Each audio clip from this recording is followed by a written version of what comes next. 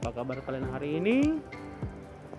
Semoga dalam keadaan sehat, tetap dalam keadaan Tuhan. Kerjakan seluruh tugasmu, jangan terlambat. Selamat belajar. Topik kita hari ini adalah kapasitor. Adapun tujuan pembelajarannya adalah setelah mengikuti pembelajaran ini, kamu mampu memahami prinsip dasar kapasitor keping sejajar dan kegunaannya. Lakukan ini dengan semangat, rajin dan giat. Baik, kita lanjutkan. Pelajaran kita hari ini adalah tentang kapasitor. Kapasitor itu apa, Pak? Kapasitor adalah komponen yang dapat menyimpan muatan dan energi listrik. Jadi, anak-anak kami sekalian, jikalau kamu melihat ada lampu yang masih hidup walaupun listrik sudah padam, itu karena lampu tersebut memiliki kapasitor. Kalau kamu lihat di warnet, internet misalkan, ada warnet yang menyediakan UPS. Jadi ketika lampu sudah padam, listrik sudah padam, tetapi komputer di situ masih hidup, itu karena mereka menggunakan UPS. Ini gunanya adalah supaya mencegah kerusakan unit komputer di warnet mereka. Jadi cara mematikan komputernya seperti prosedur, tidak secara mendadak. Ini bagus untuk memperpanjang umur komputer mereka. Oke, kapasitansi adalah ukuran kemampuan atau daya tampung kapasitor. Sama seperti otak kita memiliki kapasitansi. Kalau sudah terlalu penuh rasanya sangat-sangat penat, itu artinya daya tampung, kemampuan berpikir kita sudah melewati batas. Maka untuk meningkatkan kemampuan kapasitor, maka disisipkan bahan dielektrik. Anak kami sekalian, coba kamu perhatikan persamaannya. C sama dengan Q per V, sudah Bapak tulis. Jikalau ingin ditingkatkan kemampuannya, maka disisipkan bahan dielektrik. Persamaannya sudah Bapak tulis, nanti kita lihat dalam bentuk contoh soal. Energi yang tersimpan dalam kapasitor dinyatakan dengan EP sama dengan setengah Q kuadrat per C kuadrat, dan seterusnya. Jikalau kamu melihat yang tanda merah ini adalah turunan dari persamaan. Bisa saja kamu buktikan sendiri. Berikut keterangannya. Silakan dipindahkan ke dalam catatannya. Kita lanjutkan sebuah contoh. Sebuah kapasitor terdiri dari dua lempeng aluminium. Anak kami sekalian, mengapa kapasitor bisa menyimpan muatan listrik? Bapak terangkan dengan contoh soal ini. Ini adalah dua lempeng aluminium. Misalkan ini karena kita lihat dalam contoh soal, dua lempeng aluminium ini adalah tempat nanti berpindahnya muatan. Dipisahkan selembar kertas parafin. Oke, Bapak buat warna merah. Ini adalah selembar kertas parafin diantaranya, yang tebalnya 0,1 mm, jadi sangat tipis kertas ini. Dan seterusnya. Kalau kamu perhatikan, konstanta dielektriknya 2 dan E0-nya sudah tertulis. Jikalau tidak dikasih tahu anak-anak kami, nilai E0 adalah 8,85 kali 10 pangkat minus 12 dan seterusnya. Berhentikan slide ini jikalau kamu ingin memperhatikan nilai-nilainya. Baik, kita lanjutkan. Maka kapasitas kapasitor adalah, jadi yang ditanya anak-anak kami sekalian adalah kapasitas kapasitor. Baik, kita tuliskan persamaannya. Apa saja yang dikasih tahu? Luas permukaan. Luas permukaan itu apa? A 1 meter kuadrat. Dipisahkan selembar kertas parafin. Jadi di antara ini, kertas ini, di antara aluminium ini disisipkan selembar kertas. Ini kertasnya tadi yang tebalnya 0,1 mm. Inilah yang menjadi D-nya 0,1 mm. Konstanta dielektriknya itu 2. E0-nya biasanya 8,85, tadi sudah Bapak tunjukkan, tetapi di sini 9 kali 10 pangkat minus 12 dan seterusnya. Karena ini disisipkan bahan dielektrik, maka yang tanya adalah berapa C. Baik, C sama dengan K dikali C0. Maka C sama dengan K dikali epsilon 0 kali A per D. Bisa dipahami ya? C sama dengan berapa nilai K-nya? 2 dikali 9 kali 10 pangkat minus 12 dikali A-nya berapa? 1 dibagi D-nya 0,1 mm itu setara dengan 1 kali 10 pangkat minus 4 meter. Jadi semuanya harus dalam satuan standar SI. C sama dengan 2 kali 9 18 kali 10 pangkat minus 12 naik ke atasnya kan, jadi 10 pangkat 4.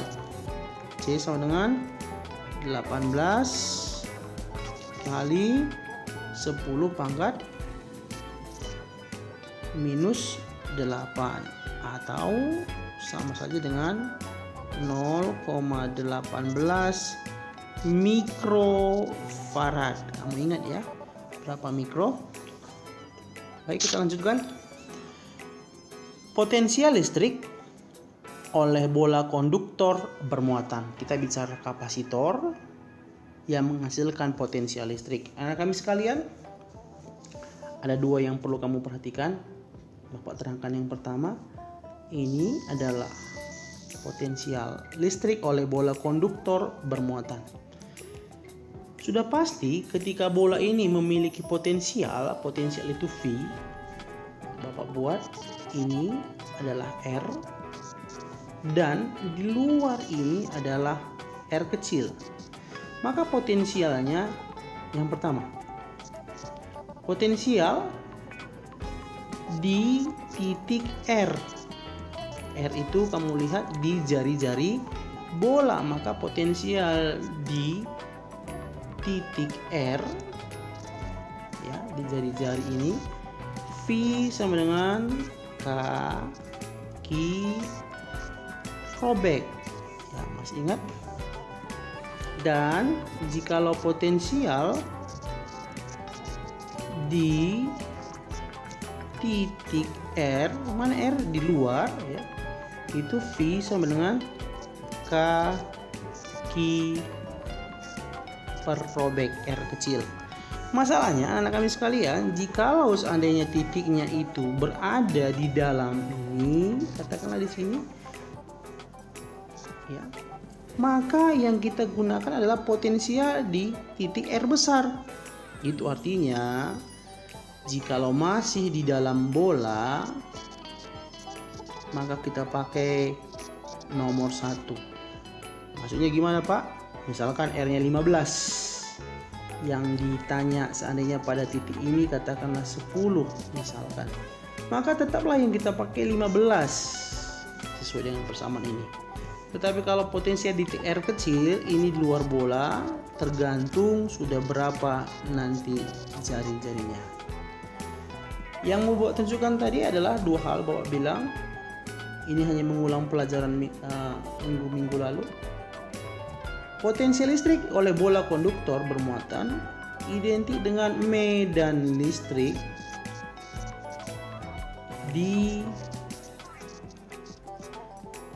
oleh bola konduktor bermuatan. Kalau potensial tadi ada 2 yang bisa dilihat, kalau medan ada 3. Yang pertama adalah, perhatikan gambarnya, jikalau di dalam bola itu sudah pasti medannya langsung 0. Kamu ingat apa arti medan? Wilayah. Yang kedua, di permukaan atau di jari-jari, tepat di titik R tadi. Ketika di permukaan, masih ingat persamaan E kan? E sama dengan kaki kaki, robek. Dan yang ketiga adalah di luar bola.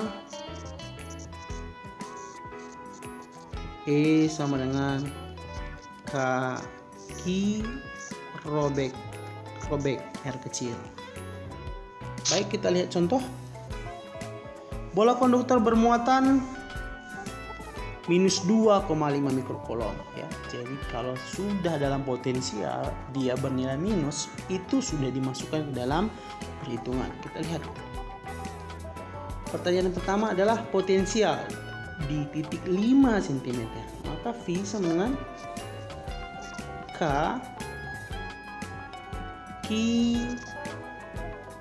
per R. Jadi paham ya? V sama dengan kaki per R. Mana yang kita pakai R-nya, Pak? Bisa anak-anak kami sekalian ingat berapa R-nya? Bagus. 9 kali 10 pangkat 9 kali Ki minus 2,5 kali 10 pangkat minus 6 per berapa di sini? 5. Tapi karena ini dalam bola, seperti penjelasan Bapak tadi yang ini, dalam bola sampai ke permukaan, maka yang kita pakai adalah tetap nilai R, jari-jarinya ini tetap kita pakai. Walaupun di sini katakan 5 berarti per 15 cm atau 15 kali 10 pangkat minus 2. Hasilnya sama dengan 9 kali 2,5 itu minus 22,5 ya, bagi 15 hasilnya minus 1,5, bisa kamu cari sendiri, kali 10 pangkat 5 volt. Bagian B, potensial listrik di titik 20 cm dari bola, berarti V sama dengan K kali Q per R kecil ya. Sudah 20. 9 kali 10 pangkat 9 kali minus 2,5 kali 10 pangkat minus 6 per 20 cm. 2 kali 10 pangkat minus 1 meter. Itu berapa kira-kira? Minus 1,125. Silahkan dikoreksi Bapak, tapi persamaannya yang sudah tepat ya, 20 cm kali 10 pangkat 5 volt.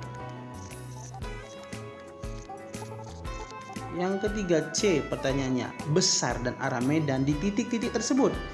Jadi yang pertama adalah medan di titik 5 cm, E di 5 cm.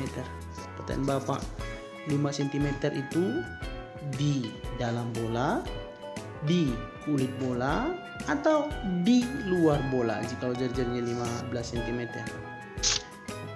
Bapak tadi sudah tunjukkan, jika dalam bola E nya 0, di permukaan R besar kuadrat, di luar bola R kecil kuadrat. Di 5 cm berarti di dalam bola, sudah pasti E nya sama dengan, langsung saja tulis 0. Dan E di 20 cm, E sama dengan, bagus, K kali Q per R kecil kuadrat. 9 kali 10 pangkat 9 kali, apakah ikut minus? Tidak, itu hanya menunjukkan arahnya. Jadi perhatikan perbedaan potensial dan medan. 2,5 kali 10 pangkat minus 6 per 20 cm. 2 kali 10 pangkat minus 1 kuadrat. Itu perbedaannya ya. Berapa ini kira-kira? E sama dengan 2,5, ini 4. 22,5 bagi 4, 5,625. Naik pangkatnya nanti ya, kali 10 pangkat 5. Silahkan nanti kamu lihat persamaannya. Baik, Newton per kolom atau boleh juga volt per meter, itu tidak masalah. Newton per kolom medan. Baik, kita lanjutkan anak-anak kami sekalian. Slide berikutnya kita masuk susunan kapasitor. Susunan kapasitor itu ada dua, nanti kamu bisa lihat kalau dia divariasikan itu namanya gabungan. Pertama, rangkaian seri. Anak kami sekalian mohon diperhatikan, rangkaian seri untuk resistor, rangkaian seri untuk pegas, dan sekarang kita masuk pelajaran kelas 3, rangkaian seri untuk kapasitor. Rangkaian seri itu ya lurus saja seperti biasa, sama panjangnya. Bapak namain ini C1, ini C2, ini C3. Ketika kita mencari kapasitor penggantinya atau 1 per C seri, itu 1 per C1 tambah 1 per C2 tambah 1 per C3. Coba ingat, kalau kamu pelajar kelas 1 resistor itu ketika R seri sama dengan R1 tambah R2 tambah R3 cukup dijumlahkan, tetapi pada kapasitor itu diperkan. Dan tegangannya, katakanlah V pada rangkaian seri itu adalah V1 tambah V2 tambah V3 dan seterusnya. Itu artinya tegangannya berbeda. Sekali lagi, bawa ulangi, berbeda untuk tegangannya. Sementara rangkaian paralel itu bercabang seperti biasa. Ada berapa kamu lihat di sini? Ada 2. Ini C1, ini C2. Kalau dia kapasitor rangkaian paralel itu cukup dijumlahkan, maka C paralel sama dengan C1 tambah C2 dan seterusnya. Jadi coba diingat perbedaannya. Q totalnya ini adalah Q1 tambah Q2. Mohon diperhatikan ya.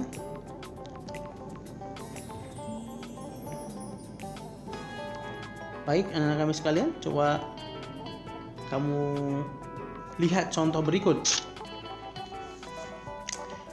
Ayo, ada berapa kapasitor? 1, 2, 3, 4, dan 5.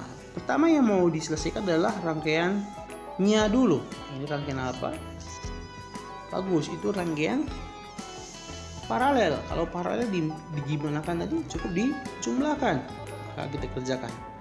C paralel sama dengan 1 farad tambah 2 farad sama dengan 3 farad. Nah, kami sekalian, kalau kita gambar ulang,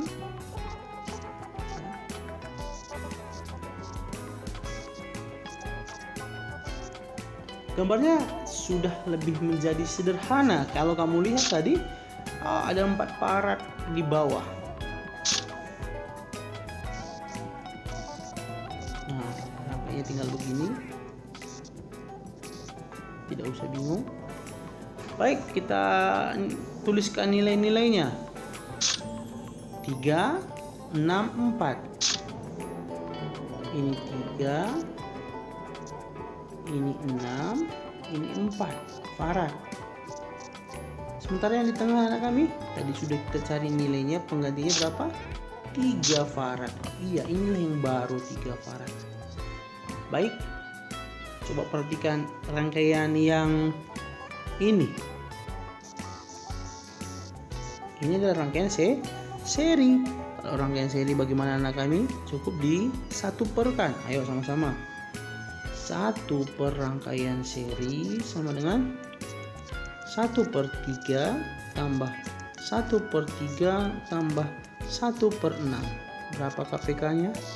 6. Ini 2 tambah 2 tambah 1.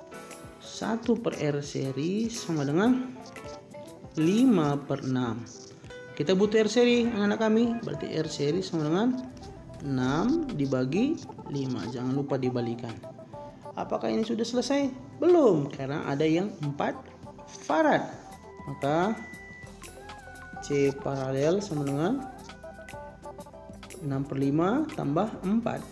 6/5 tambah 4 sama dengan 6/5 tambah 20/5. 4 ya, sama dengan 26/5. Dapat berapa?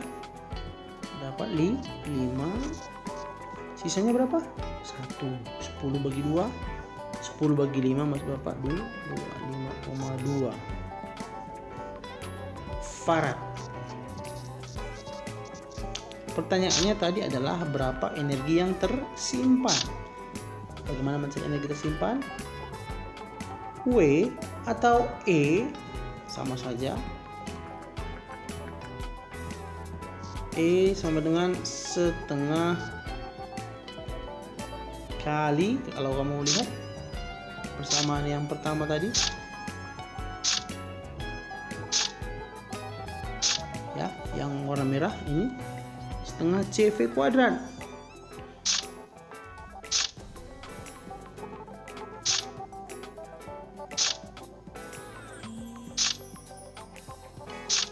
Setengah C kali V kuadrat.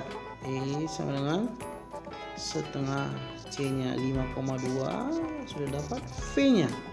Kalau kamu lihat soal berapa V nya? 5 volt, berarti 5 kuadrat 25 ya. Kita kerjakan. E sama dengan setengah kali 5,2 kali 25. Nanti bisa kamu cari berapa hasilnya. Tapi kalau seandainya diprediksi ini tidak lebih dari 25 kali 2, 12,5 kali 5,2. Baik anak-anak kami sekalian, demikian pembelajaran untuk hari ini. Lebih semangat dalam mengerjakan tugas. Ingat anak-anak kami, masalah yang kamu hadapi bukan hanya kamu sendiri yang menghadapi. Ada banyak orang yang menghadapi.